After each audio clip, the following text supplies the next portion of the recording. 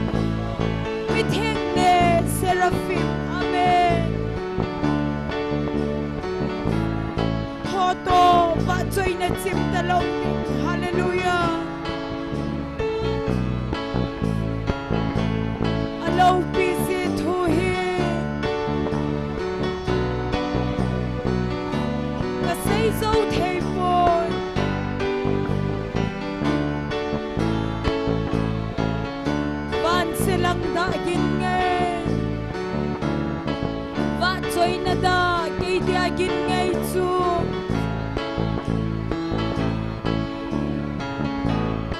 ô chu mun hun ding chu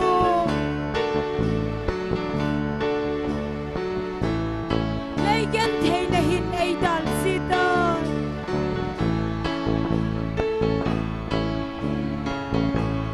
ô cái ngã lệ na gam thiêng nom nei mu sa in amen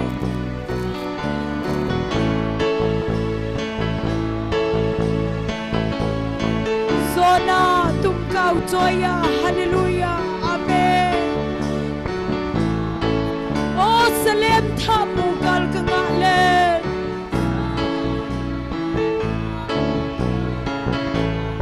alo pi se thu hi amen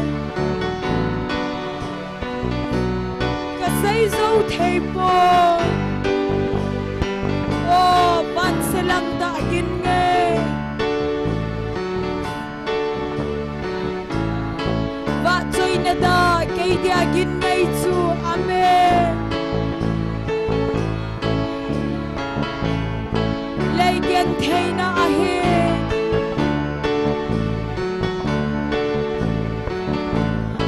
leng vai sin ka mi mau sing song leng a he thina lui gal ka kai phale lung sen ka pan amen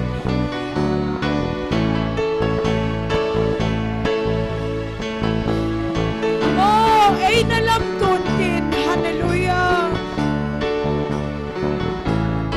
lungdon minhiso na beidande amen hallelujah alo bise thuhi kasai zo thei boy o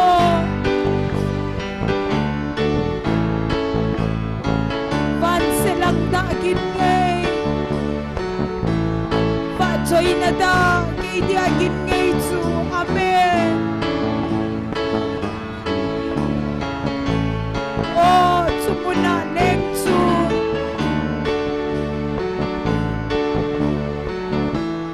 khen na thu him him a sei po ve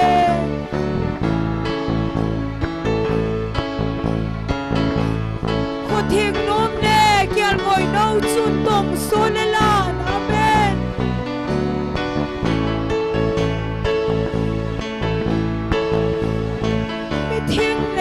Seraphim, amen. Hoto va chơi na chim ta lâu ding, hallelujah.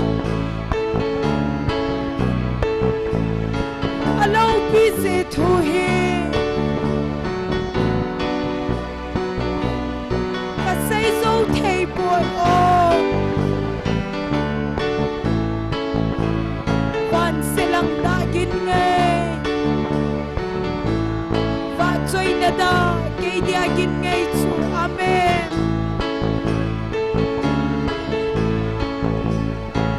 ô chu mun hun ding chu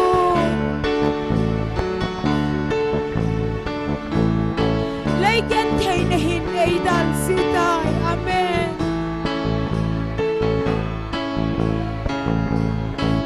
ô ka nga le na kam thing nom nei mo sai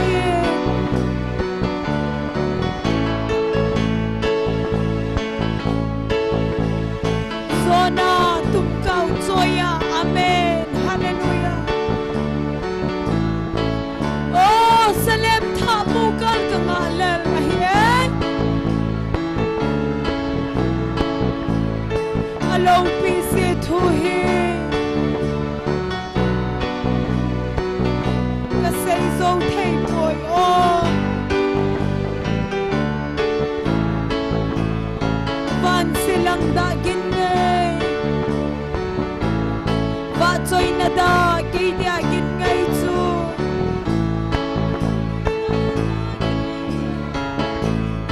lấy gen thei na a hi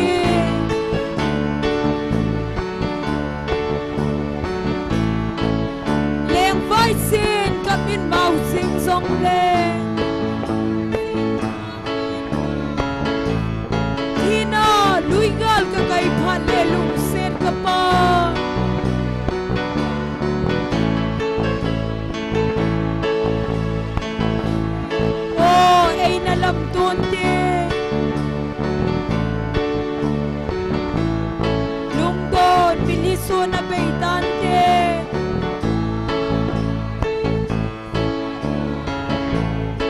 lâu pi si thu hi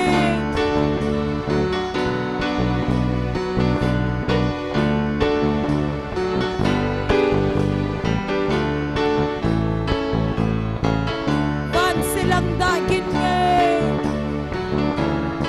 va choi na da ke dia gin ngay chu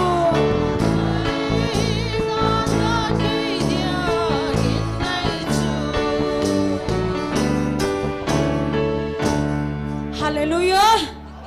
Phat hi akim zingin leinop na amang zi.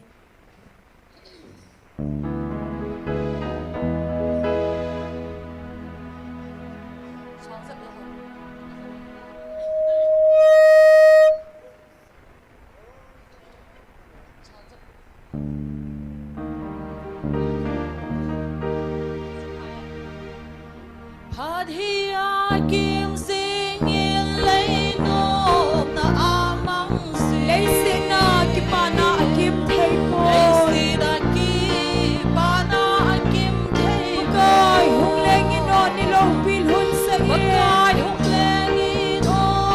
nilong pil hun sa iye. Yan thei sa tiyan leisin kim na adalan o. Leisin kim na adalan o. Eden thano matun na ipusin na.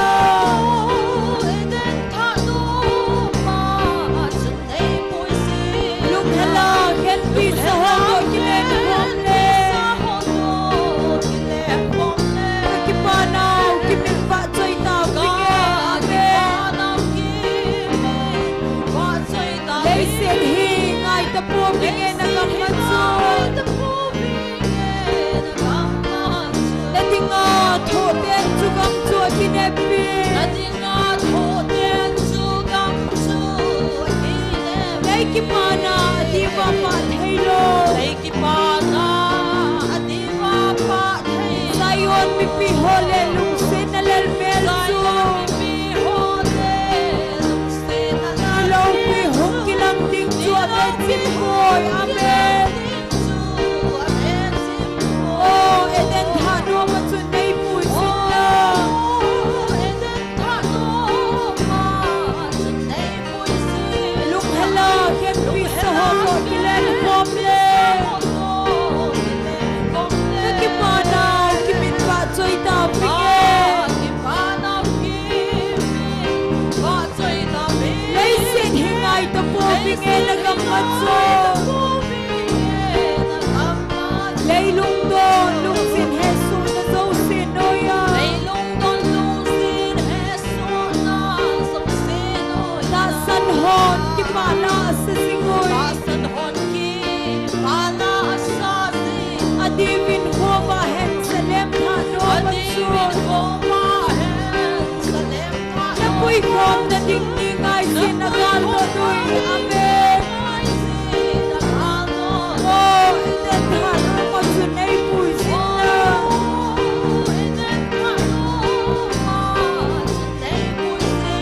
Nung hala ken piso ko kilen homle Kipanaw kipin ba choy ta pinge Kipanaw kipin ba choy ta Leisin hingay ta po pinge lagam panso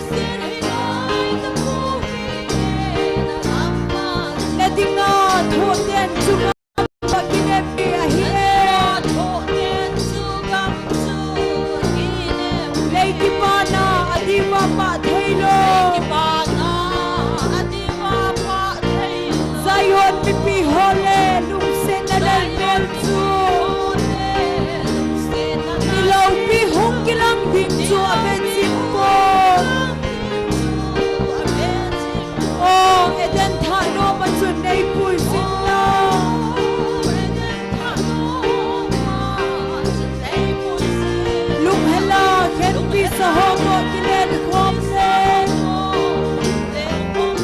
Kimanaw kimin ba choy ta bingen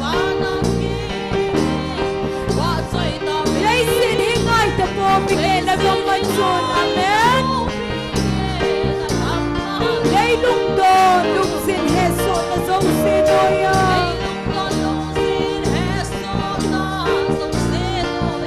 San hon kipala sa singoy kahiyay Adibin ko mahen sa lemta numatson Napuy hong na dingningay sinagal doon Pipiho ding hong na huyen Oh, eden tano matson ay pusin lang Lunghalang Sa hondo kilen homle Nakimanaw Kimin ba choy tabingin Amen Hallelujah Leisin hingay ta po bingin nagamatsun Lading at hoten sugam chu akinepi ahire Leikimanaw Adima pa thaylo Pipi hole lungsin na lalmen su Nilaw pihong kilang din su amen simpoy amen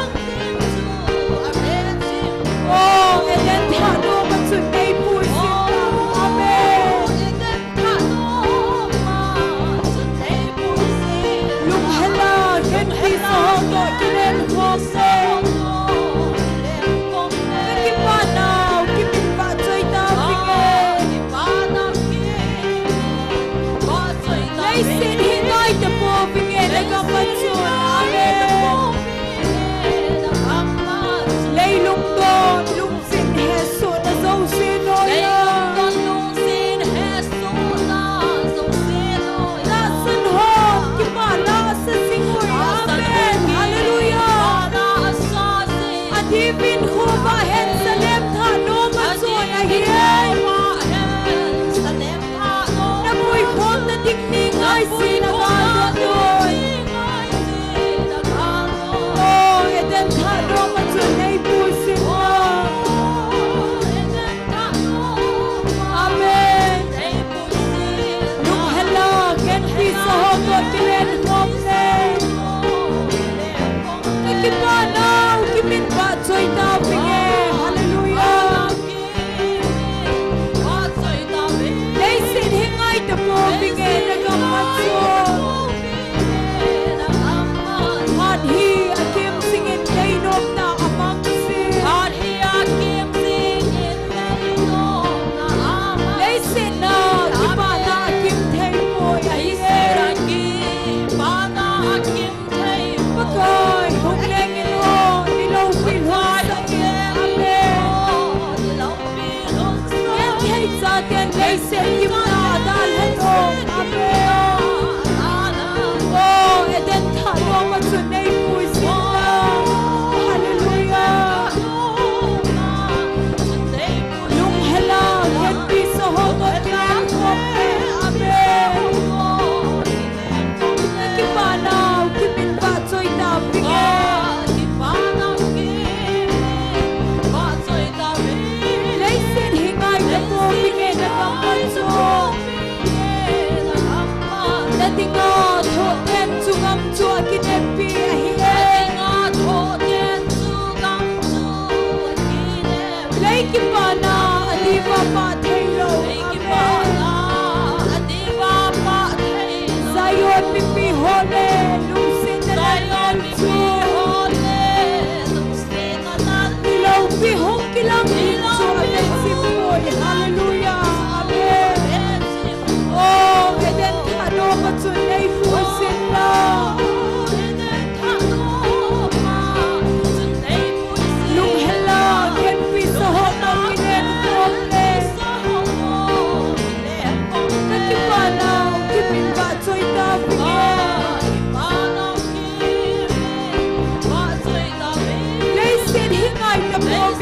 ngam matsun amen lei lung do lung sin he so na zo se noya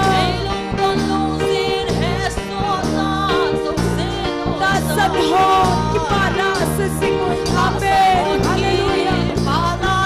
adipin ko ba he sa lem tha no matsun na pui khom na ding ning ai sin na ba amen oh eden tha do matsun nei pu sin amen hallelujah lung hello ke lung sa ho no ke khom se ke ba no ki min ba choi ta vi ki ba na ki ba choi ta vi nei sin hingai ta po vi ke na lo matsun lei lung do lung sin he su na zo se no ya ta san ho ki ma na sa singon hallelujah adipin ko ba he sa lem tha no matsun na pui khom na ding ning ai sin na gal ko tui amen oh eden tha no matsun nei pu sin na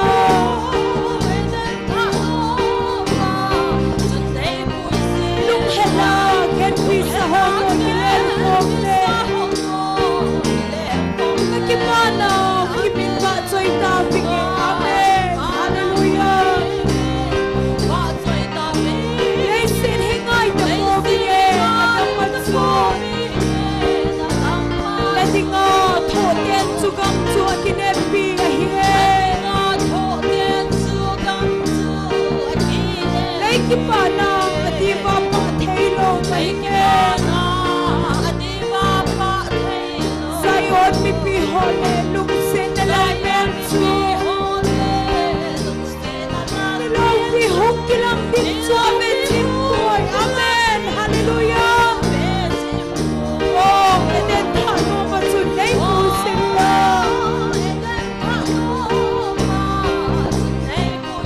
lung hala ken pi sa ho ki len hom le ki pa na ki pi ra choi ta pi amen lei sin hingai ta po pi ke na ngam matsun amen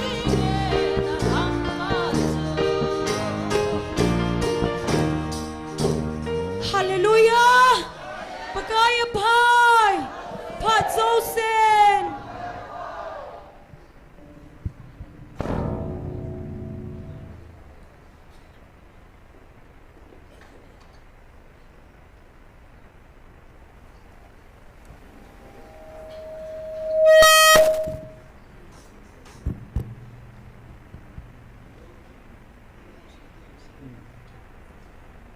Pathinin damna phat pha phan hei ei pikidwin tunijong jing tho thai koyuwa hagau mei ti ho jong tan lo hila nizagi le somnga le gup chan ho ti ko jing thei dinga ta sal hagau dam nei piu pa pathin hi jin ama sapenin pa pathin thangwa nai pi ven he Bible chang sim kate Galatia bungli chang somni lege dapat som thum la khat chan chen simin kate so pite ei ho jong aisak banga thutip cha te hiwe ama wang chulai ta sa phelam dola pingpa chun thagaulam dola pingpa chu su mang agot hin to azong chutabang chu hi ahin la pathin le khabun ipi atim so nu chu achapa to kaido thatan so nu chapa chun so lo nu chapa to golo khom ponte ati chuti hi ji chun so pite so nu hin cha te hi pove so hi lo nu hin cha te zo hi ve adu thingi simna wa pathin bon sa wa den phathe bu pita han tuni ki man sa na dingo program simla na khalve ning ke te tunia tauna elam kai pi ding hi evangelist hin mang hung hin tin pathin wa chuila ai sa pi ding hi nunga wa boy nu wa nu chin nei hing am ho chang ko nai pathin wa chuila nei ngai la diu hi มาเสเป็นเตานะอันนี้อยู่เตียนประเทศก็มาเก็บปาทุเสนะเตานั้นในอยู่เตียนตัวนี้จันถ้าเราไม่ที่หัวที่เขาจิงเทก็อิจารินประเทศก็มาเก็บปาทุเสนั้นในอยู่เตียนไอหัวหัดมันหอยมันผัดมันนาจังฮีจีโปวินจิงโทษเทวจงฮีไอหัวผัดมันในฮิปโปอินประเทศไม่ไงลุนว่างาจิงโทษเทฮีจีว่าประเทศก็มาเก็บปาทุนเสอยู่เตียนจิงจงฮีคาวน์ซิลิงของฮีเกตได้ยินจะฮีจิงจงที่คาวน์ซิลิงฮีเกตุเกจ้าประเทศนั้นบุยในมามเราเฮลาไอมูสาวไว้ปุยทงไทยนาดิงวินตาวนานาคอมิตินหากเอามังไทยดิ่งจะเกิดเลตาสันกิจิโลหมิตัมตาหงว่ากิเหตุจิลนันนิโคฮีไทยนาดิ่งตาวนานาคอมิติที่สุเกนฮับเบนตินอาบานาขัดกินฮับเบกินนุ่มซูตูนิจันเกียปะทินหากเอาทิ้งทุกคนตาสันเทโลว่าอดีอาหาบุงสุงาตัวเห็นหาสันนาเกนไทยนาทุตัมตามแต่อินโซเจ้าเสียงฮีปะทินินอาวุมพิวว่าทัวหัดนะลุงนินนะไงลุนนาปีเทนดิ่งว่าทัวเจ้าเทนดิ่งประเทศก็มาเตาพิวเตียนจุกิจงเละอิตาบังอาดานซีมหัวเจ้าเสียงให้ประเทศลุงซุงว่าทัวอินเซว่าประเทศก้นโอเห็นจะเทนดิ่งวินตุนเห็นลุงเกลเตนตาวนาในปีกินเตติตัวเห็นก็เห็นหัดเบเห็นตินฮิเจงซีดิ่งเห็นบอนจานตาวนาอันนี้ตินตาวเจนฮีปาทางละลินเห็นในพิวละพันเตตัวนี้บอนจาวินอันนั้นตาวฮิเต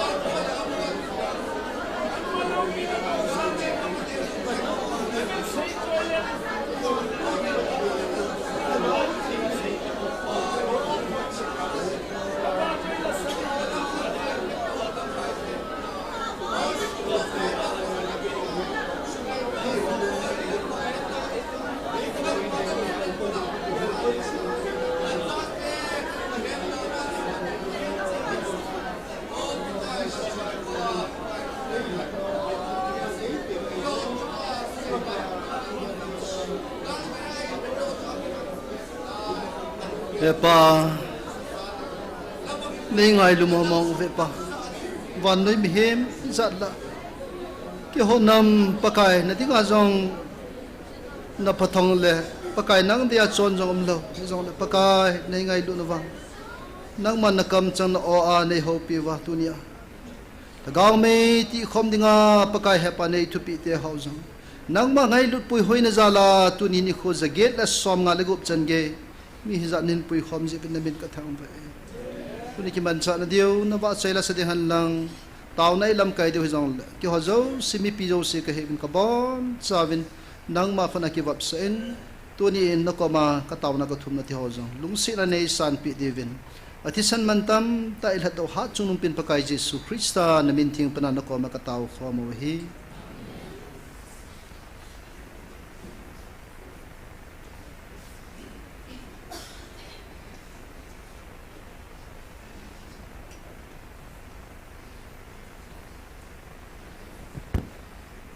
tuần phát abana charoi tin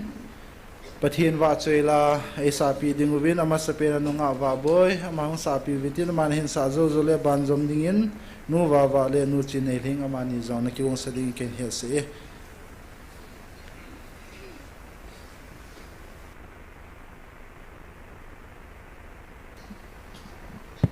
Hello. Pakai va choy nang dingin ate pi ding lo nei ngai lu na tila chung sa ne.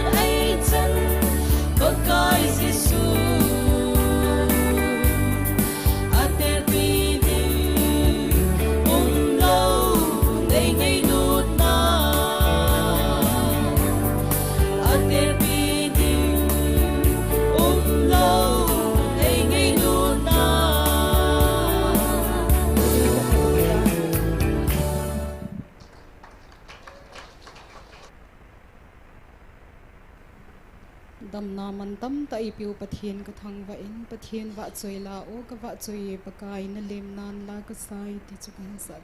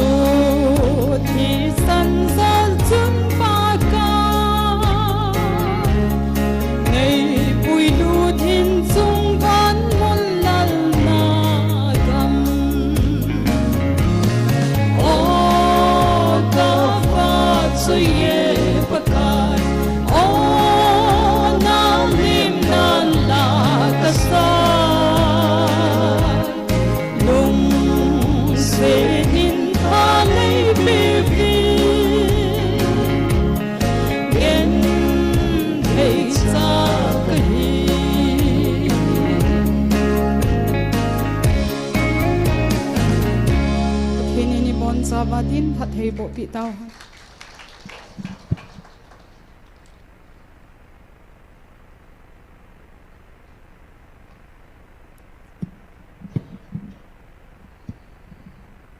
pakai phat na zala ki khok khok zivin ama sapenin pathin ka hin thang va in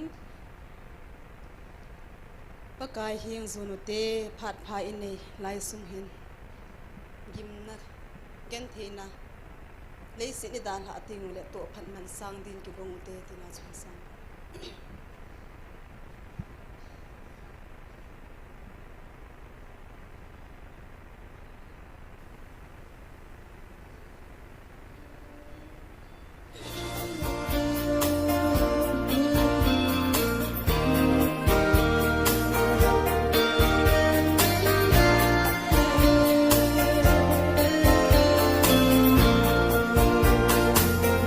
Kapul sin na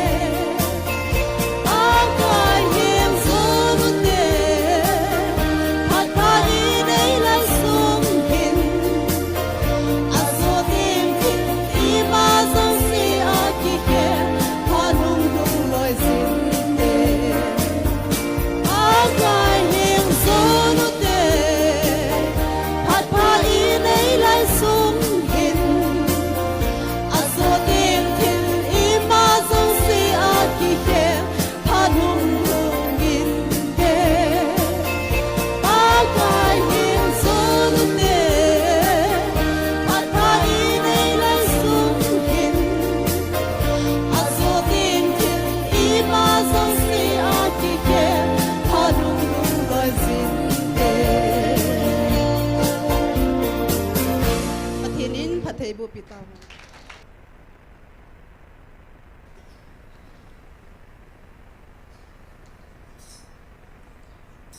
Pathin va cheila ngai ta ta hin sa do piu nunga va boy hin nu va va nu chin ei thing am ho chunga ki pa thui sevin am ho zalin pa pathin thangwa nei pi vin he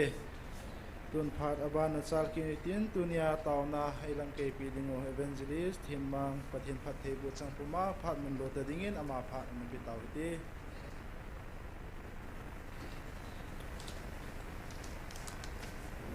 Hallelujah. Jesu minin chibai kan bolove. Toni hi ki pa amen pathinin phat phai pevin ke yong damna kan yin na ho ju se yong gun chu ta lai muna ki khop khom the jiwin phat phai piu i mu so hi pathin a hin hat chung nong ama hin avel velin pau pathin kan thang wa e toni hin sei di ka tam nei na hin la phat ho he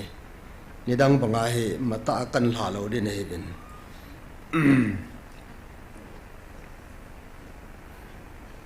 thil dang ho promote ka bol na helovin ke ma experience yang leo khat tunin ka se no men chole hilai mun ho yang ka ga se no men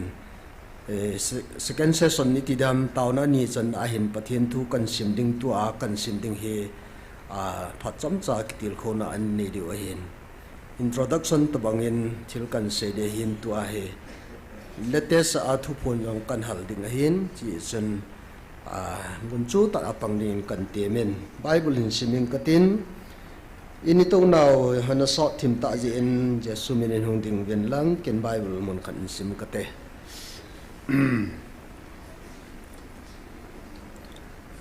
gospel john bung ko chang li na kan sim de sun hi pe cha hi ei sol pa na e to ding o hi ve ta koi man na to thei lo na jan hung hung de ta hi pathinin phat thei bo pi han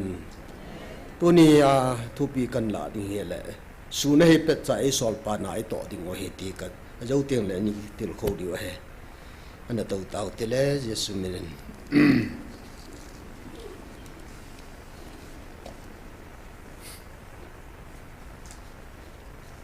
Bible ai lut masangin thil che dan ho kan se de hin pathina hi na banga i hu lo naw phot chit na khat in seing ka te hi ti a jong kum lui hla na le kum tha lim na hi thanom be se lo kai ai chu ka ha gyal sang lo dan chu aji chu Bible au mai hi jong le 31st chun keong ina komen program hom ding tauna program ho tampi su tu dem je chun ka tawin pung khat le ke chan hi jing ka lang chan hi ka bolen na ka tongnen mi jo sen kum lui ha na le kum tha lim na hi ine yuven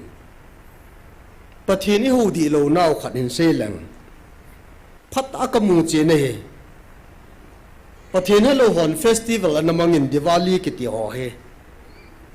Diwali sanga kho zo akamoy ni kho zo hi pathin sangin sang zo ni koi ta vin iza bol zo ta vin ti phat chit na kamoy aging thei zo si in kum lui il hawin kum tha ile mo vin abangin zuin alhawin abangin za chomin alhawin so ting le kum thalim na ham min Bible hi wang sang isan kinomen Bible chang kha chui le do vin chi awang pha tin ikido do vin hi chu kum lung ke ki puisa vin pathini ki puisa po vin Bible chang kha le chi dom do vin ki puisa vin adang hi jui kit po vin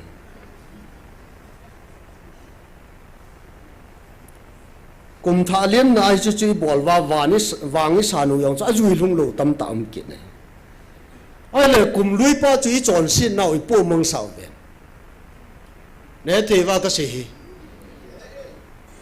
Yesu Christa nang dinga hung the pa chu he phaloven kum lui pa chu chon sin na kum lui hi tan ka chon sin yong po mang tan tin อีปีพมไปเปียมขนาดอลงกายหำขัดสักเขาเปียมขนาดปูสาวอีจนเส้นเอาเจ้าสิอีปูมังสาวเวนอีหัวเลยกิดอยกิดปูเวนอีดูว่าหูหิงนะหงเปียหินนะปุ่มปีตัวสุนัขสุนลปาสังอินกุมลุยไปตาสัญญาเลยยาจุนอีแบบนั้นเลยโอ้เยซูคริสต์เฮกิจนายนี่ด้านน้ำตาลนะอะไรกุมท่าหินเหลี่ยมกิรวินอะไรกุมท่าท่านากุมลุยท่านาบอลโจสินกุมท่าเลี่ยมนานี่ปีพมกิเต็มในเสียมวินนี่ขัดนี่ยองนี่โจกิดปูวินอีบอลไงอีบอลไงอีบอลวินฮับตะขัดสุงะสันเดย์ยิงก็เลยจอนซิดอีกับพุงยีวินประเทศก็มาคอนเฟสชันนี่กับบอลวินนิ่งทุกเอาหีพาเลยบอลยีวินฮิจูจอนซิดกิชิยมกติโจฮิจูประเทศดีตาเขียวหอมฮิจูหูปุ่งอินพัดสอดปีนเจ็บปีเจว่ากุมสมนี่มาสังเกตกับมูตาGMF ได้โปรโมทกับบอลในปอนตูดมันน่ะนั่งปุ่มพิสุงาประเทศทูดีตากิเสนจุยสลายมันเฮทุตากิเสนะเทียนนั้นโคกิเสนะคริสเตียนเอธิกส์จุยดิ่งาตัวนี้เฮประเทศจ้าเตดิ่งบอลดิ่งาเมสซาสกิเปเฮฮาเลลูยาฮิตตาบาทุเสหิโกมาจ้าหูบุงอมขบวนเฮไอ้วางกินวางก็หูบุงกันนะเสียจริงไงว่าทีมกระทังว่าทีนั้นคุยงกุมซ้อมทุ่มกุมซ้อมยีนายไต่ก็เสียไงกันนะจุยงกันนะจุยไอ้ยันละก็เสียนมจีเปียมตายเลยตัวไหนทุตากิเสียนมุนตัวไหนน้ำส่งไว้เห็นอากิฮาดูดัลนับเป็นอมดอตายไอ้ยันละอาจีจูอัลโลเทโลเฮฮิจาจูทิลพาโลบอลโจสินGMF ได้ยาดูดึงมองให้ตีนกลาเนี่ยเดียมทิลเซบอลาจนเซ็ตนัทุโนยาโจสินทุตากิเสนจะดูดาลีมุทิมจูขวาดึงอาเมลมาขวาจูตัวนี้ไอ้อีบัจากิเสลเทโลเฮตัวน่ะขวาปนักคูมีขัดจูไอ้เราเลยเห็นเลยเลยตัวเราคนมีนี่จงตาเห็นนั่งเลยอากิเซลเทดัมเขาว่าส่งไอ้โอปันเตนมุทิมล่ามินจอนเสียดบอเลยไอ้ยาจอนตัวนี้ไอ้อีเกลดึงว่าก็เสียนมจีบยำตายเลยคนอีจะเสียงเลยอดีลบุลาปนาไอ้หัวจะมาจอนหิปูวินตาวนั่นนี่อย่างนี้หัวจะมาตาวนั่นนี่หิปูวิติก็เสียนมเลยประเทศนี้มีจุดว่าไว้หอมามาพูดถึงจุดว่าเจริงเจวินมาจากกิจดึงอันป่วย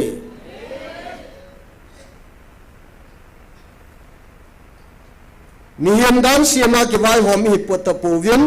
ว่าเลยเสร็จเสียมปะฮัดจุนุ่งประเทศมาพูดนะจ๊ะล่ะอี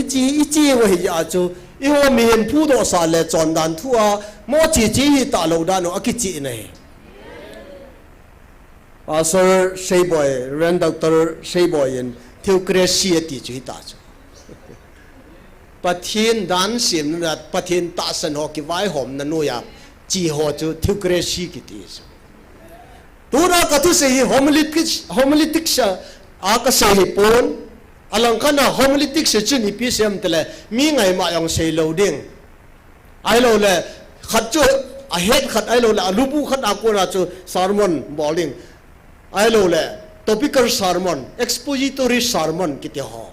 He chose to hoita conclusion ball it ye. They want to chose to Kahaji low. If Pijanam till the henai, I want a Kajuilo Najitu, but him to Tahi, Gilnakipona, John Patkishin San, a Patai Yachu, Tuna Helanga. If you have Amohon, Guy Dikibol, he Kahaji below. Theory kitile, till practical hiki tula ya ina to to say ho jong hi historically I know historical ai ki pui mai mai a thu sim a che sa ki hil mai mai wa effective lo so mi thu sim na ge na zui lo le pi kan ham ka ti sula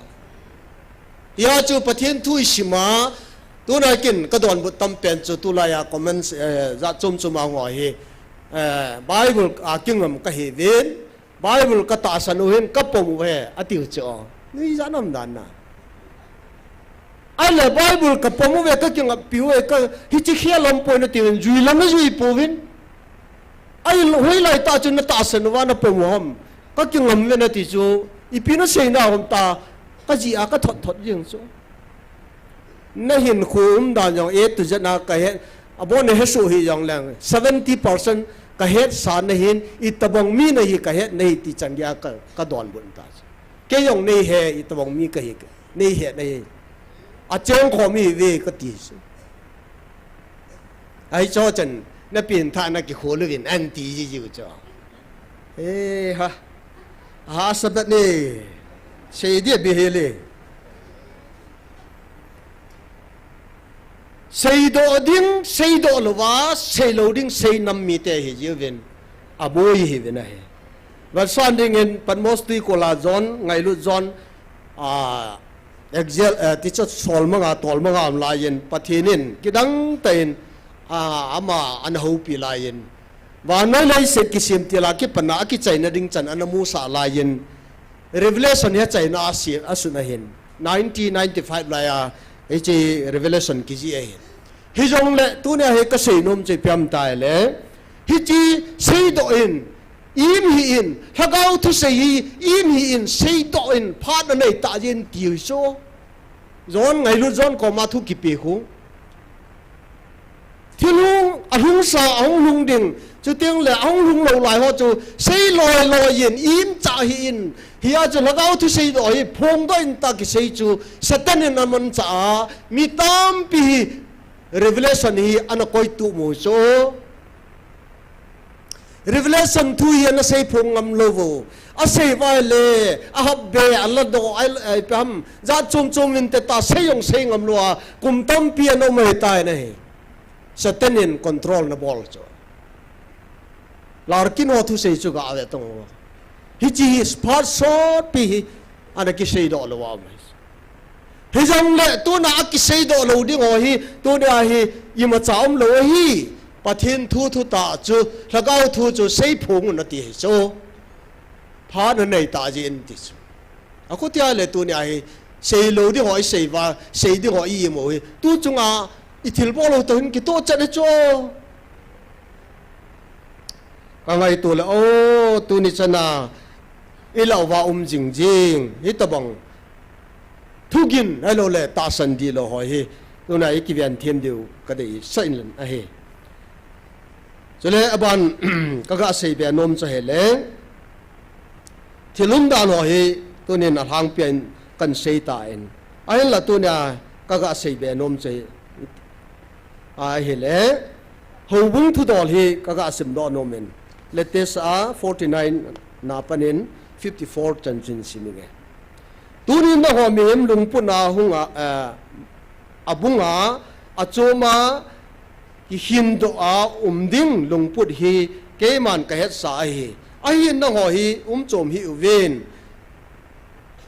pot chom ko hi uven aje chu na ho lungpuna na pot go do le nom chum nom naw chu keman ka henai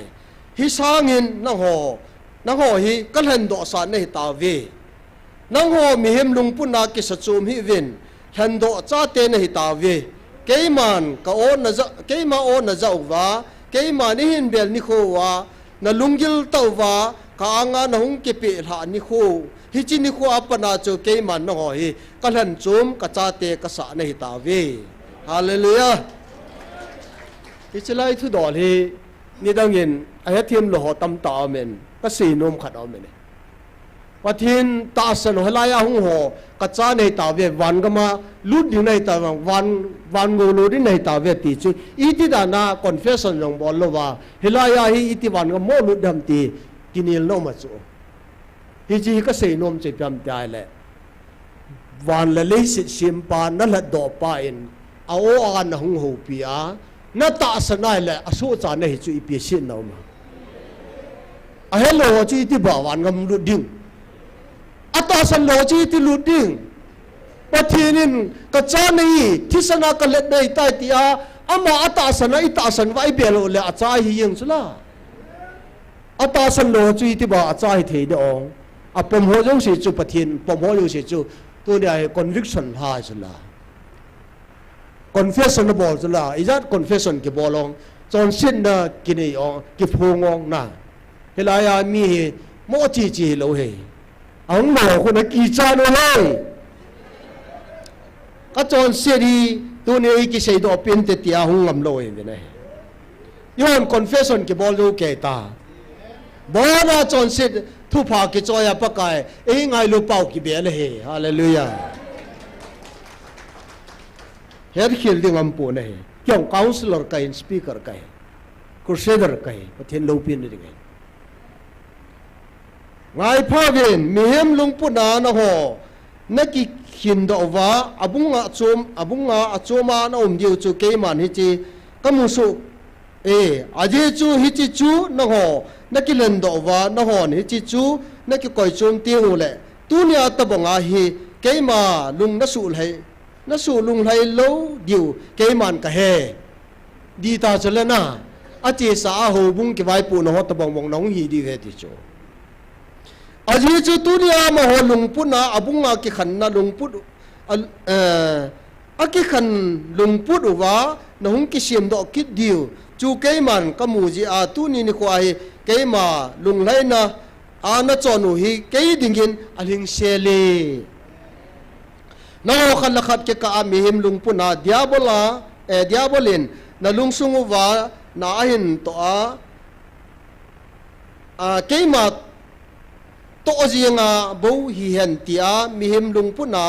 nongum do diu chu ke man ka mu in hi je chun no ho mi him lung pu na chum put na chum pa chu pai la vin ke man ka ko chum le ka lan do na hiu hi ke pa se lu vin a je chu hi che hin ke ma lung lai na le ka ngai lu na ling se ni hi je chu ni chi ama ho lung pu na ho bu tia kamin pu nu wa kimin pu nu wa akimin vo wa aki phu do ama ho dan thul le dan thu noi le mihim lungela ko na aki pu le ki vai hom na to bong uwa na diu chu ke man ka phal poi hi chi ho a ko na khan do a ko do a ka ngai lu na ka han do ka cha te ne hi ve ama ho lung put bang le ama ho ki vai hom ta banga na diu chu ke man ka phal poi a je chu na ngon ho bum lo vin ho bung ki tung do lo vin iti pathen ke ho thei ding ham na ti vin turin nga ju vin na ho hi ka ho bung nei ve hallelujah ho bung di ta chu to nen i he chen ta ve ne pathen thang va num han ho bung thieng chu nei ta ve ti he ke paum ta he na ta sao he ke kai ne he ti chla ka chen ne he ti chla khada chen lo la khat cheng ding ti nei chla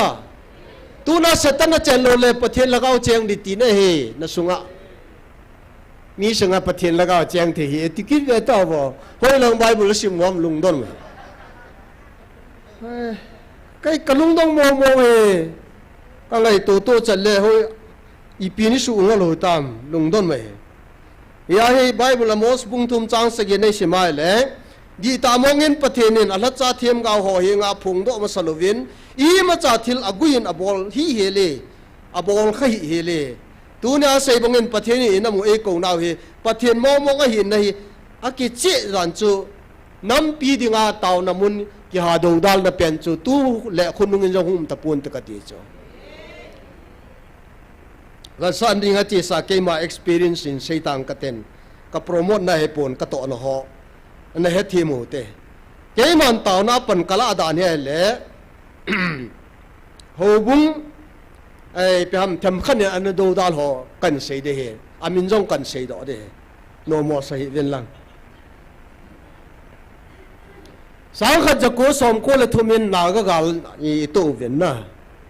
hi cha chân hiền bung nu te ho na tàu về mỏ front line này dễ chân nu te ho tàu na dung duy chân evangelist kia say boy na ne điều hiền kang pu pia Kenya General Secretary ma sape na hiền kayat khelo ala ku National Assembly hiya chu ama hin apun na be sa nam hi hiya chun ama panin organization bolin US ke lun kam mod bung abana evangelist hal khulam pastor lam keng tua tui bung KBC pastor pa he ama general secretary na tu he abana pu hem pau mod bunga yen pu SK thanglen mangen mod bung chole pu thong hujang ai hang hen TBA Charles I Hallelujah Prayer Band Internet Denomination ana phu da oi ho bung tum lo wa aung ki phu da chanin first sin tang lo in 95 her khel lo wa le तारीख सोमथुम में आऊं कि फुट दो इन ट्यूसडे ने आहे 9 अगस्त आहे reverend SL दोजांग के ती मोट बुंग अमा हिन ताउना बुहियन थिन सुआ हिजी थमचा चाना कोले ngोचो हिचा की पना चोंग की पना तू नी चंगे हखत जोंग तांग लो हेला गालुम जोंग ला हुं की चेपी जिंगे इनम ला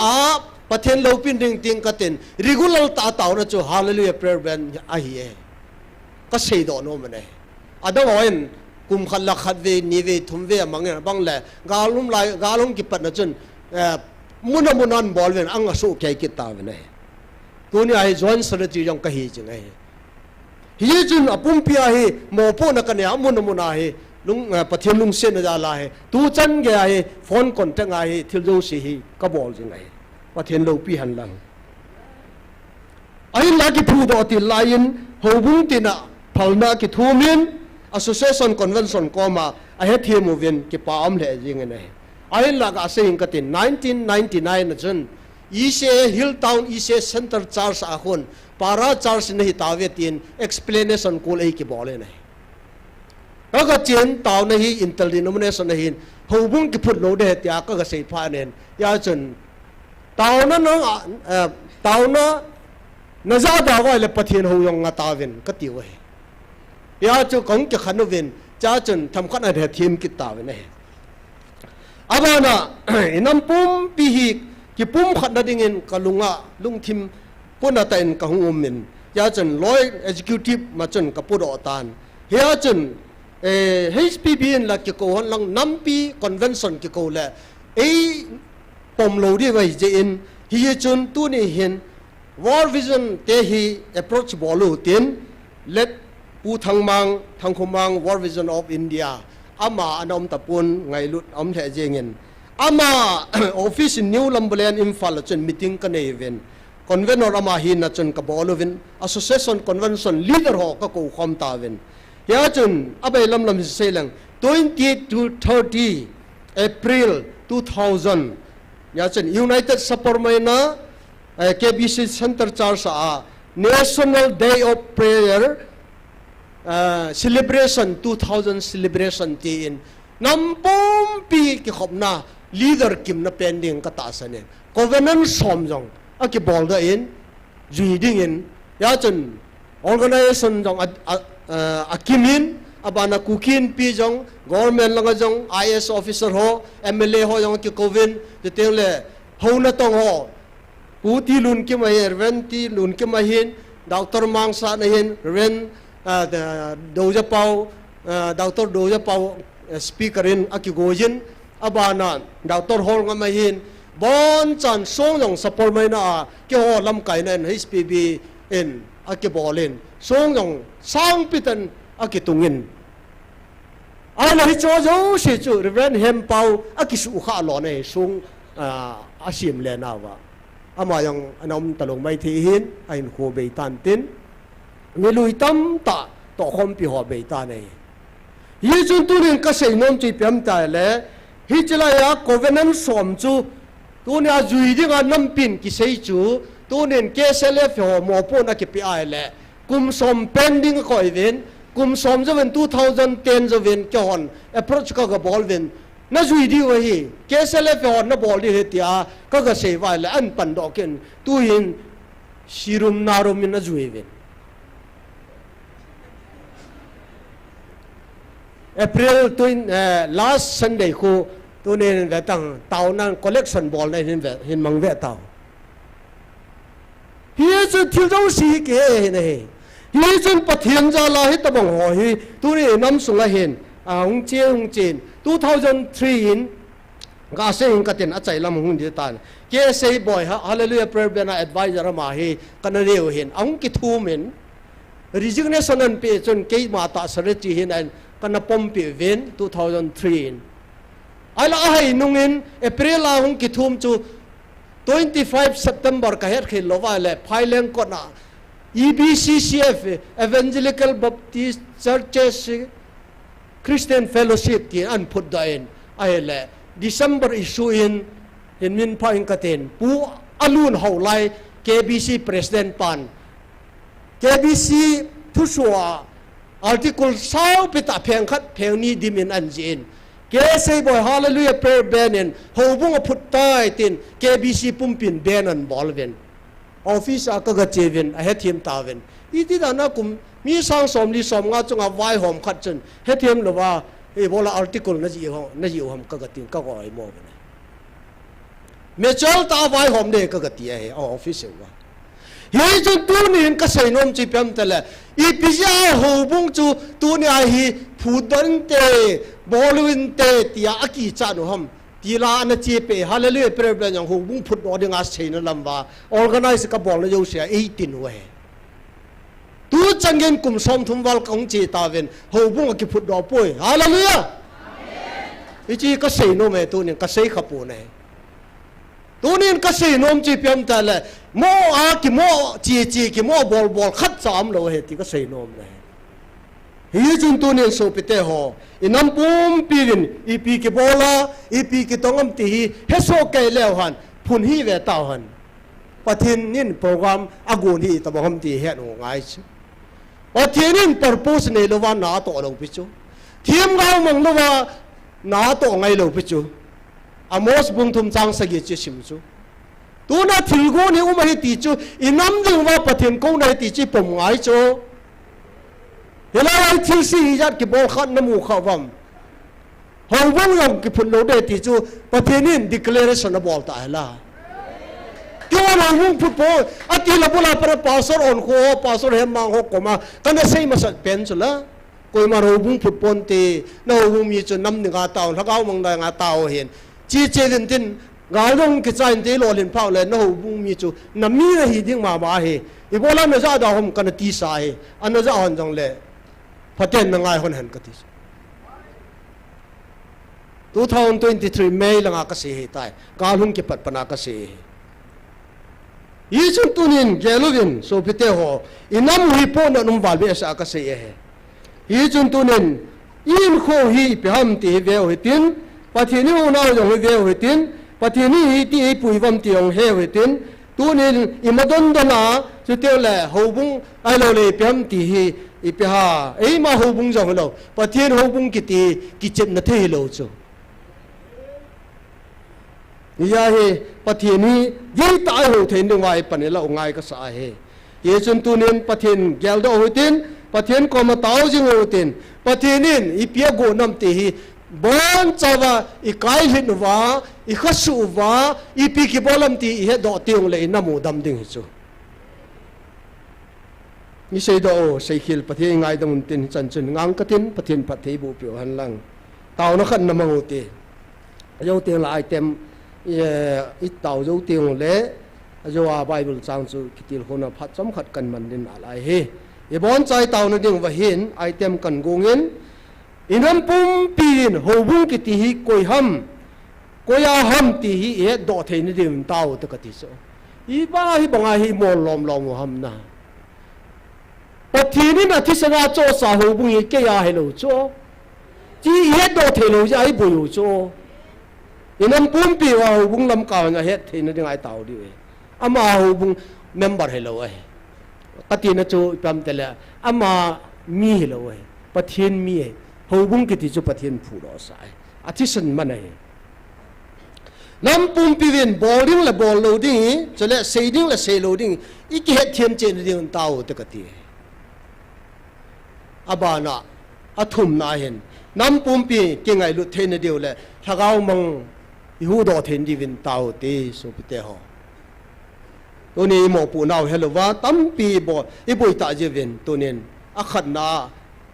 หูบุ้งกิติฮีอีพิฮัมตีเฮ็ดนาเดียวอาบานะบอลลี่และบอลโลดิ้งเซดิ้งเซโลดิ้งเฮ็ดเห็นเดียวอาบานะน้ำปุ่มปีเก่งไงลุนว่าถ้าเอามังขอสาวว่าถ้าเอามังหูเห็นนั่นเองเทนนิงเต้าตีอาใจนัจูอุปมาเนี่ยเห็นเลยพันตีเต้าปันเต้าตี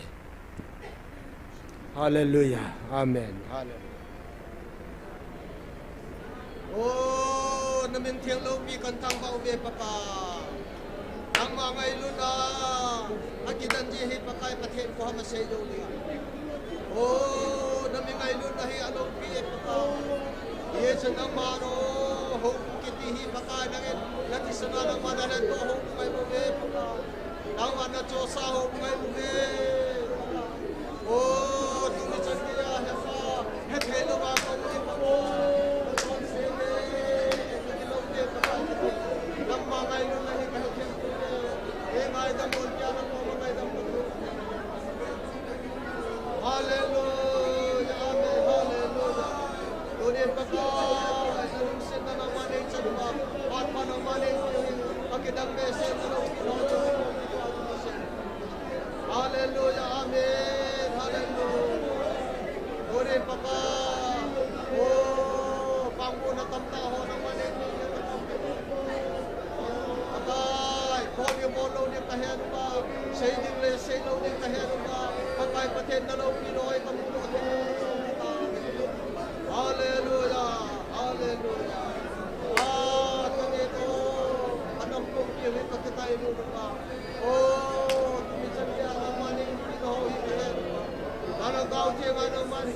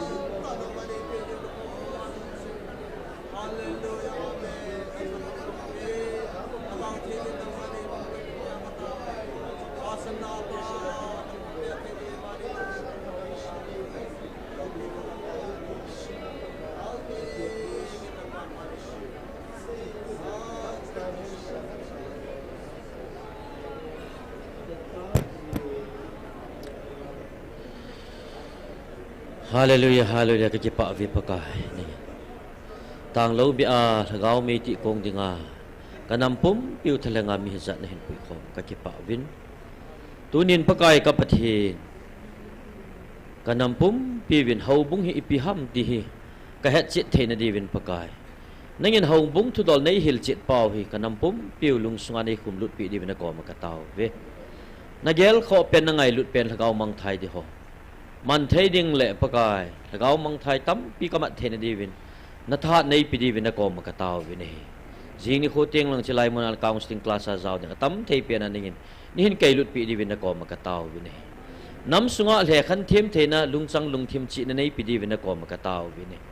tu phat ta ka thum na ho kyo zo sia ding la kanam pum pi wa dinga majal na so do theda phat the nei bu pi de hat chunung ka pakai je shumina na ko makataw khom hi amen Hallelujah. Chạy na dingin khat ajo Bible sang simong chu ana pansa huitin thupon lete sa yang kasim do nom na lajen iwang phannaw I hello khanin sing kate India pumpi sunga hi yo tabanga pathienin security tai koi pioi dang lo ne theva ka se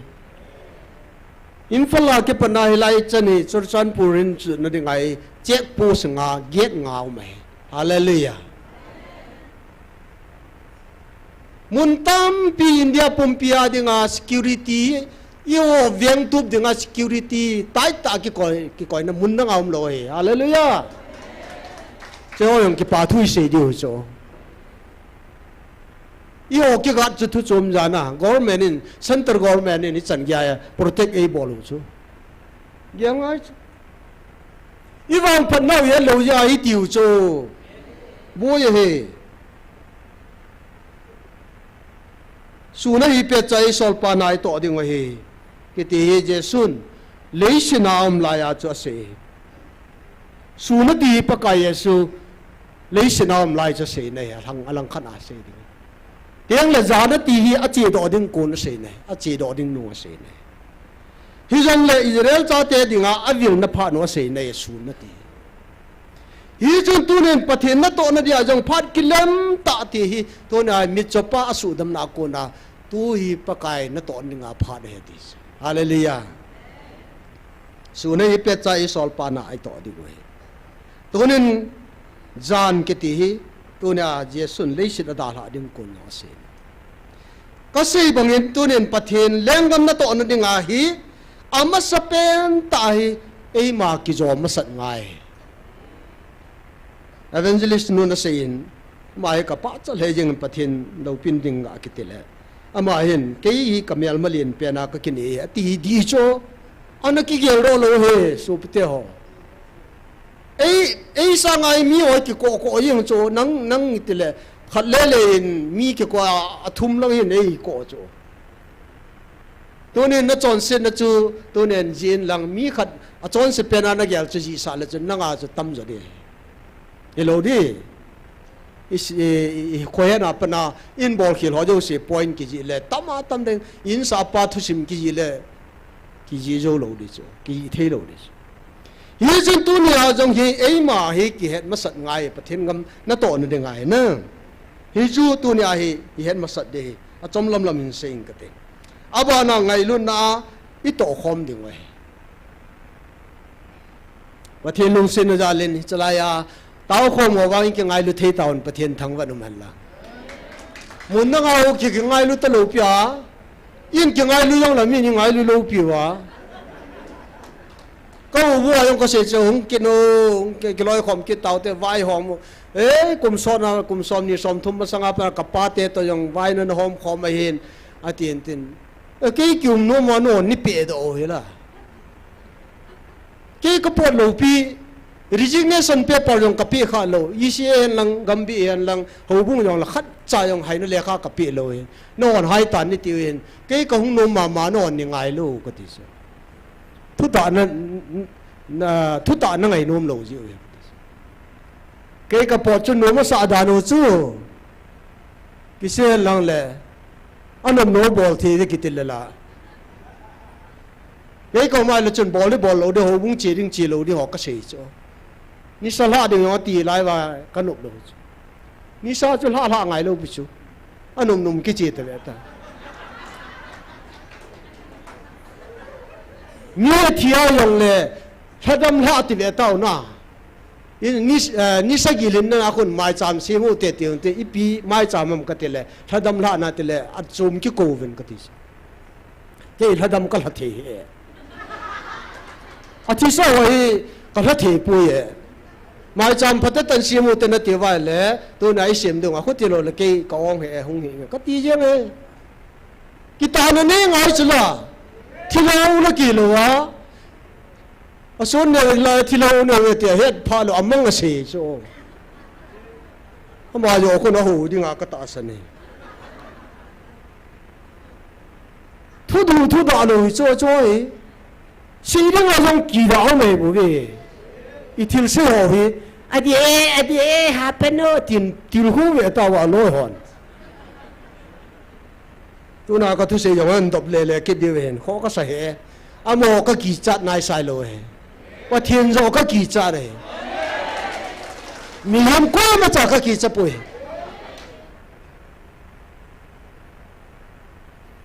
ý dân tôi nên lấy xin à kỳ chặt điều ni khana cái gì cho là bas chu bong ta li the hin ai la bas sang a chu bong a ki cha cha handyman pa ha ka thi ya cha hi mi te jong pathin sang in to ne a thil hai ki cha jo hi la evangelist pun se chu di chula hela ya a che jo se khu ipam khanin aman jivin alung lut pai pe ve ti thila he ti je wa chu hung lam lo cho cái mình ra đàn cho à thì là cho nó ăn ở đi na à sưu về đi à thì là kỹ cha cho biến thả lâu tiền ấy cho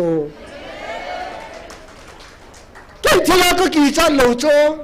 sẽ tên là cao siêu cái kỹ cha lâu cho ít biến thì là ấy bỏ thể lâu đi ra cho và thiên cha cái ra cho một hồn tha này lâu cái kỹ cho à cũng thì là kỹ cha lâu sẽ mấy sinh lâu sẽ biến thả lâu symbol ấy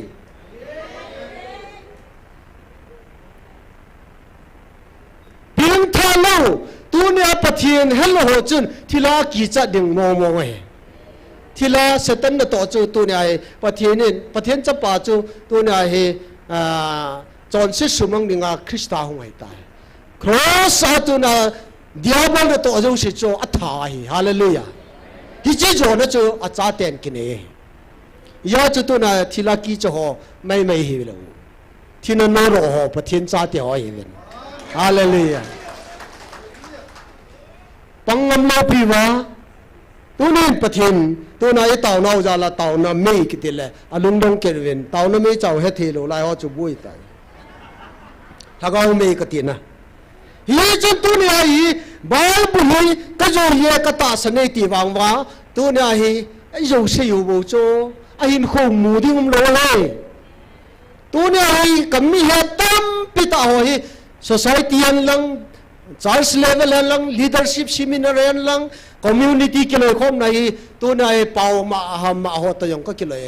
ai hin la hi cha leader ho he ka head ho he tu nai pathian thu ka ta sene ti wa ngai ka ha ta confidence ka nei ta ka nei pi loi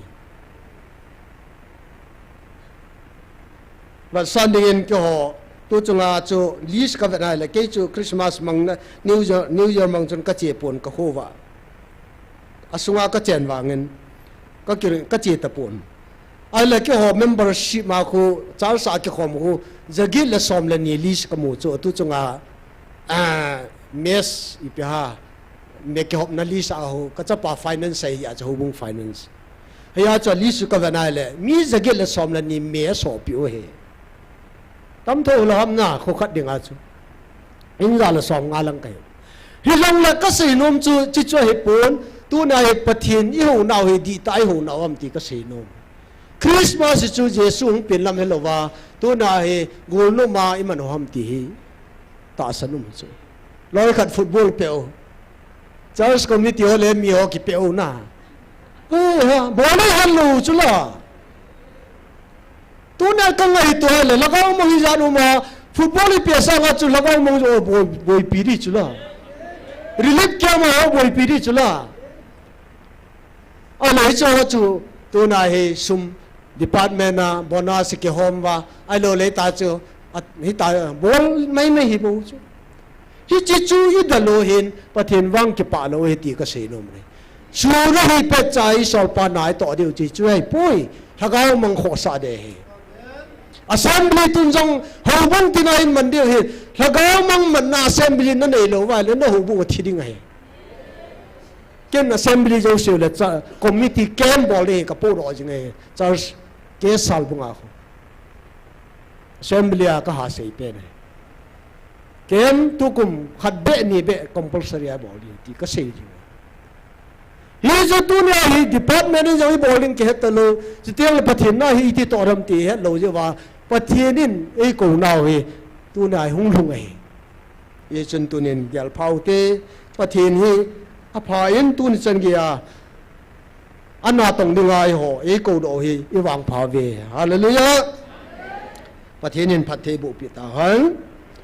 nam pi ki ngai lu na ine diu hi thagao mangi kho sa diu hi na hiya chu tu nya hi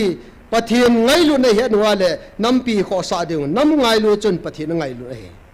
pathin ngai lu chun nam ngai lu he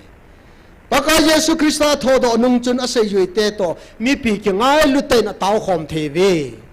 i pe te le tu na hi Yesu Krista mina ki loi khom na hi ho bo to la jeme fi dia taw khom ho ki loi khom the lo wei dem amola Yesu ka ta san ti vin a le bo lai taw khom the lo wei de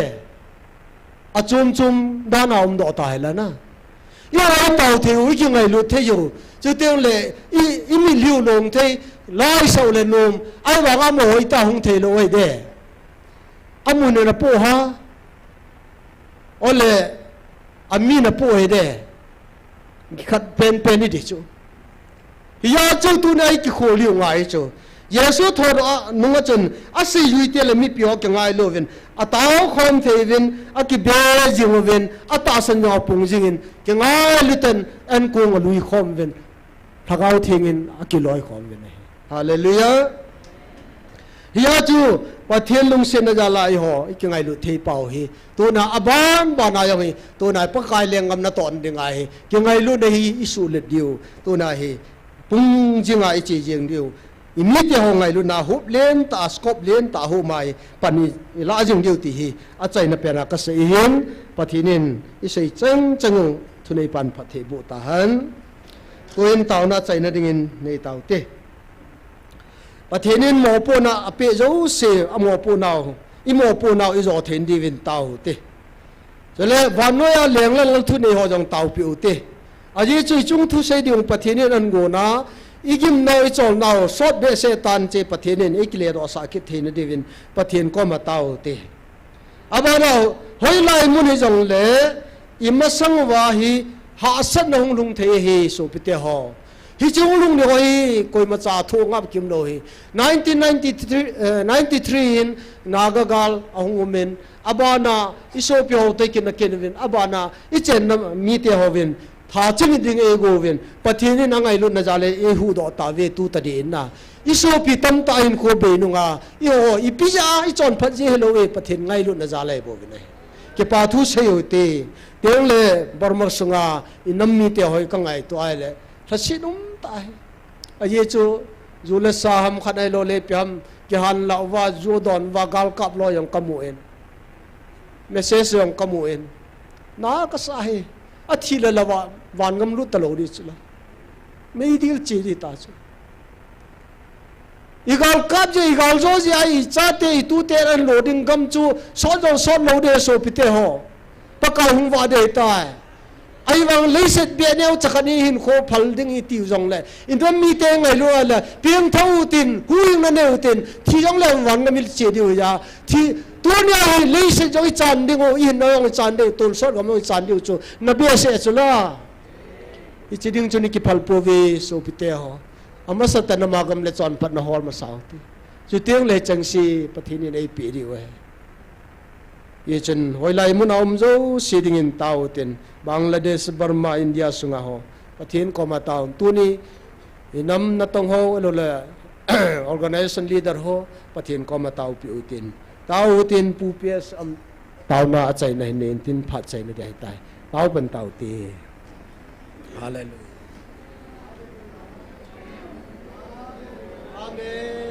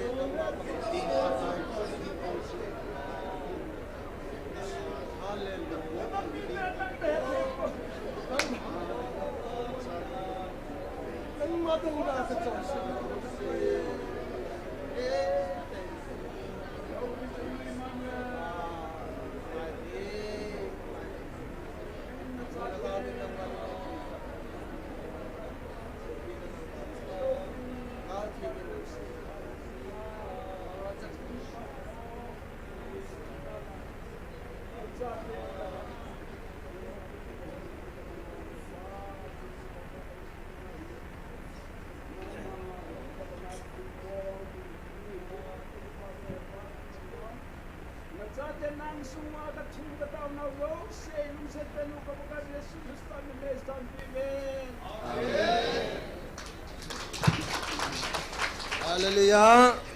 Cái khăn này tàn tê đâm sel chịu viên. Hả? Các mù lô hề. Ngay đâm viên. Tâu vô. Phát thiên lâu pin là khăn.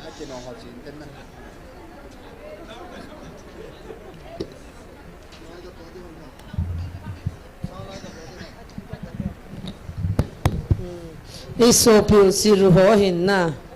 khazon ki manadam ta ha ma hi an pu ki no he pa na to ya pa ma khana to sa thong ba to na pe to no ya pa cha to ba dis na dan la kha se samhan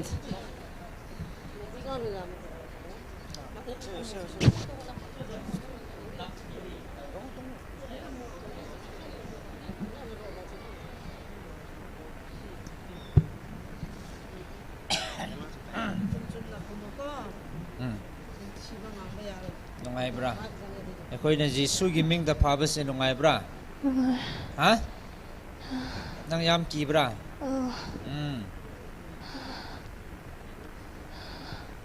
kuire bra nang na sumai na tawbas e ha hoi fazana khomo hoi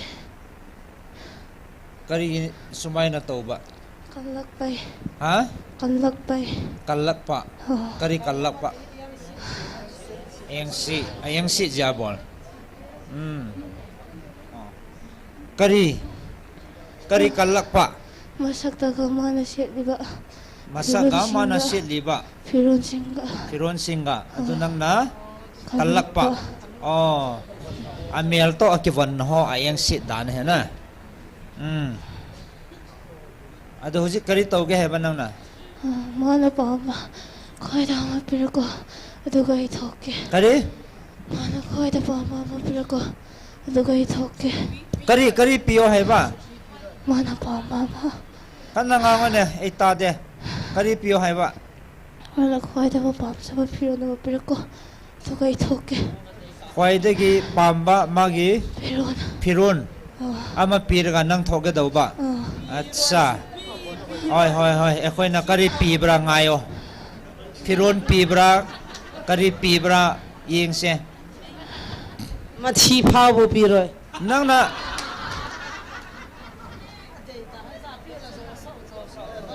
leiba loba ngamdre nang na pambu lowa ne dukan da lawan ne dari ki mi bazar da yam le ne mi gi du kari gi ha yang ware thoge pi da siare pi dresu ya e phao ni ga no su pi roi nang na tawba si chumbra chumde mi amabu masak ka magi Firon Singh nang nakalak pagi sumay na tawba si kon khanin kaw hona thum hoi pi ju hi bol lo deus van ham nga ham sa ham nin pin ai ta thum na piu kho amotor amo na ho naw ti ne na ya chu api kha o he za chu chu an thum hana su a pi bra i long ti pi hi bet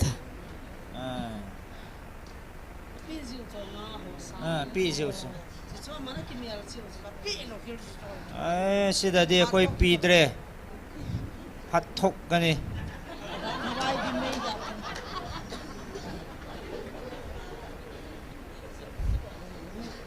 nang jam pam ra so ma gi ka no ma thi oi ra so nang na ni re te khoi pi roi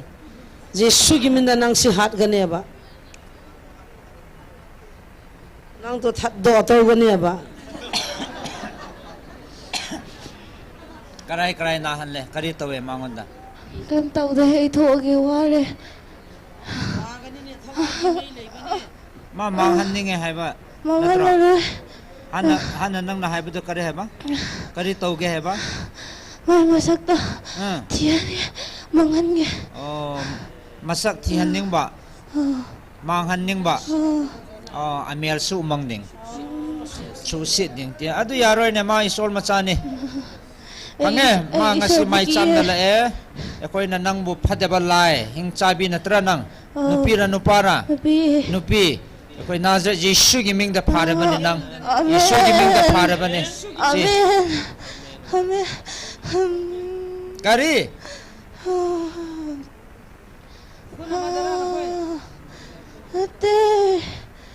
nate karai da thing na ba karai da u ba mai school da uba ne school da u ba school maning da tayo maning da mai tayo lai group da ito da ki uba ne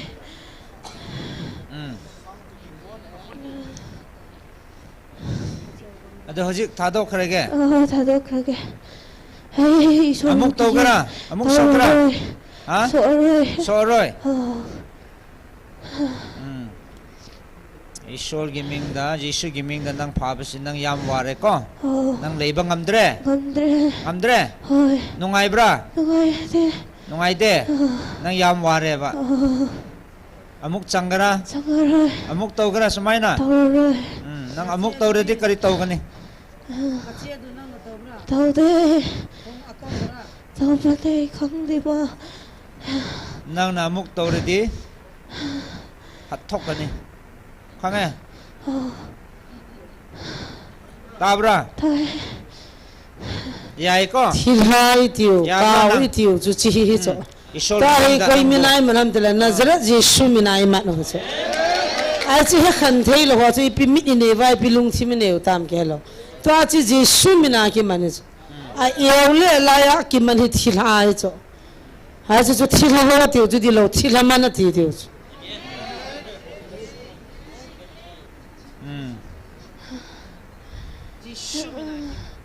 Chilha. ngai bra sida jesu ki min da pha ba se wae Why? yam wae Why? amuk changgara Sangaray. amuk wahan gra chanu pi se Walaray. ha Walaray. si ta muk sok kanu ko Oh, sok ge so oi. so oi ado nang ubraga mapan da tho char kharo magi por chei chana ngai kari suni ganu supi pi roi mathi phau bu pi roi khange ko